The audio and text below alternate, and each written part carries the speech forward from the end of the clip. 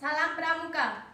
Perkenalkan, saya Elfrida Fernanda, NIM P071251200025. Prodi D3 Kesehatan Gigi, jurusan Keperawatan Gigi, semester 2 dari Reka 65, Poltekkes Kemenkes Yogyakarta. Di sini saya akan mempraktikkan cara EJP kepada orang yang mengalami kecelakaan. Kasus yang saya bahas adalah di suatu daerah terjadi kecelakaan tunggal dikarenakan seseorang pengendara sepeda motor mengantuk saat mengendarai motor, sehingga pengendara tersebut menabrak trotoar. Pengendara tersebut mengalami patah tulang rusuk dan mengalami henti nafas karena terlempar dan terbentur trotoar yang berada di seberang jalan. Dari kasus tersebut, langkah pertama yang harus kita ambil adalah mengembalikan nafas korban terlebih dahulu atau menangani henti jantung dahulu, kemudian baru patah tulang rusuk.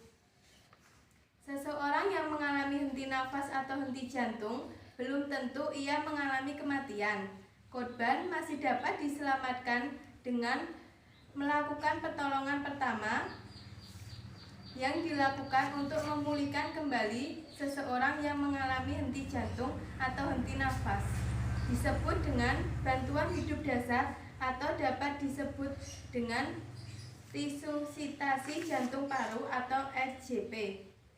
Bantuan hidup dasar inilah yang harus dikuasai oleh orang awam karena bisa dilakukan sebelum korban sampai di rumah sakit atau ditangani oleh tenaga medis. Indikasi RJP adalah 1. Henti jantung, 2. Henti nafas. Tujuan RJP adalah 1. Mencegah berhentinya siklus dan atau pernafasan, 2. Memberikan bantuan eksternal terhadap sirkulasi dan ventilasi. Jika ada korban kecelakaan yang tidak sadarkan diri dan mengalami henti nafas serta patah tulang bagian rusuk, yang harus kita lakukan adalah D, R, minta tolong, C, A, B, yaitu danger, respon, minta tolong, compression, airway, dan breathing. Dari langkah di atas, yang harus kita lakukan pertama kali adalah langkah danger, yaitu pastikan 3A, yaitu aman penolong, aman pasien, dan aman lingkungan. Hal itu dengan cara meletakkan korban pada tempat yang datar, keras, dan tidak licin. Langkah kedua yaitu respon. Cek respon korban dapat dilakukan dengan cara berteriak kepada korban seperti, "Bu, bangun Bu, Bu, buka matanya Bu." Jika kita sudah selesai berteriak namun pasien tidak ada respon, maka langkah yang akan kita lakukan selanjutnya adalah menepuk bahu korban. Jika setelah kita melakukan kedua cara tersebut namun korban tidak ada respon dari korban, maka cara yang kita lakukan selanjutnya adalah meminta tolong. 1. Menelpon ke rumah sakit terdekat. Halo, selamat pagi. Ini dengan Rumah Sakit Sarjito, tolong kirimkan ambulan emergensi ke Jalan Kaliurang KM 4,5. Ada pasien kecelakaan lalu lintas. Terima kasih. Atau yang kedua adalah meminta tolong kepada orang terdekat di sekitar kita. Pak, tolong. Apakah Bapak bisa membantu saya untuk menelpon ambulans sementara saya menolong pasien dan orang-orang di sekitar menjadi saksi? Langkah berikutnya adalah C, circulation atau sirkulasi. Sirkulasi dilakukan dengan cara mengecek nadi pada korban.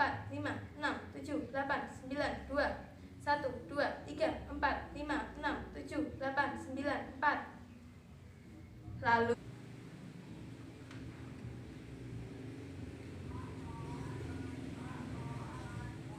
Lalu, yaitu adalah kompresi kelima atau siklus yang kelima. Kita bisa melakukan dengan 3 kali kompresi, 30 kali kompresi dan 2 kali nafas buatan.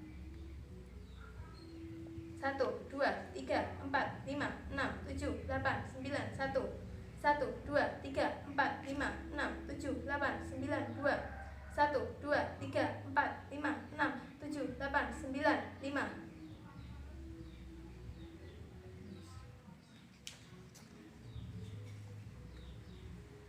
Langkah selanjutnya yaitu cek nadi. Cek nadi ini dilakukan setelah selesai 5 siklus. Cara mengecek nadi sama seperti tadi. Cara mengecek nadi bersamaan dengan scan breathing.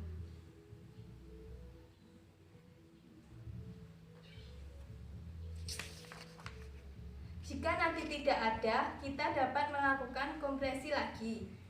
Jika nadi ada, nafas tidak ada, kita berikan tambahan nafas 10-12 kali per menit. 1 menit ada 1 detik jika kita berikan sebanyak 12 kali. Berarti tiap 1 detik sekali nafas buatan. Selama 2 menit kita cek lagi nadi dan nafas. Kita lakukan cek nadi lagi. Jika pada korban ada nadi dan ada nafas, cara yang kita lakukan selanjutnya adalah sekunder survei. Dengan cara memeriksa dari kepala sampai kaki korban dan pastikan tidak ada luka di wajah, leher, dada maupun anggota tubuh yang lain.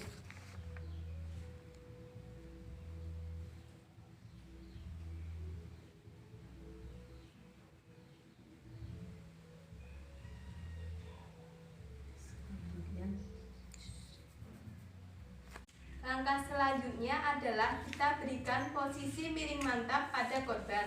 Posisi miring mantap dapat dilakukan dengan 2 cara. Yang pertama adalah posisi mendekati penolong dan posisi menjauhi penolong. Langkah pertama adalah mendekati penolong. Tangan kanan diluruskan, tangan kiri dikasih ke kepala, kaki kiri diangkat. Kemudian badan ditarik mendekati penolong.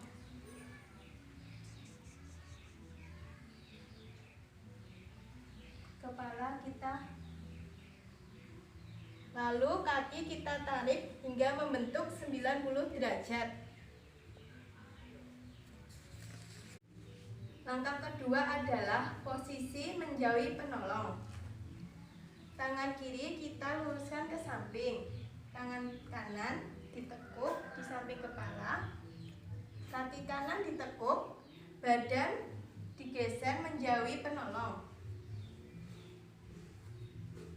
Tangan diluruskan, kepala di. Lalu kaki kita bentuk 90 derajat. Pada kasus kecelakaan lalu lintas ini, setelah kita menangani kasus henti nafas, langkah kedua adalah menangani patah tulang rusuk. Namun, penanganan patah tulang rusuk tersebut lebih baik dilakukan oleh tenaga medis atau yang paham tentang patah tulang. Selanjutnya, kita menunggu ambulan emergensi dan tenaga medis yang kita panggil tadi untuk datang kemari dan menolong korban. Sekian video penanganan kasus orang kecelakaan lalu lintas yang mengalami patah tulang rusuk dan henti nafas yang dapat saya sampaikan. Apabila ada kesalahan, saya mohon maaf. Semoga bermanfaat. Terima kasih.